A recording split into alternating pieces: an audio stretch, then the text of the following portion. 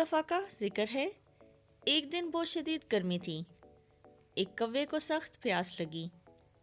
वो पानी की तलाश में इधर उधर उड़ता रहा, लेकिन उसे पानी कहीं ना मिला। आखिरकार वो एक बाग में दरख्त पर आकर बैठ गया। वहाँ उसकी नज़र एक घड़े पर पड़ी। कौवा उड़कर घड़े के पास आया और पानी पीने की कोशिश करने लगा, लेकिन घड़े में पानी बहुत कम था।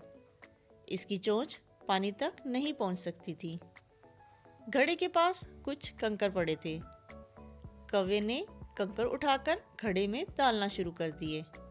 पानी ऊपर आ गया। कौवे ने पानी पिया, खुदा का शुक्र अदा किया और उड़ गया। कौवे को इसकी मेहनत का सिला मिला।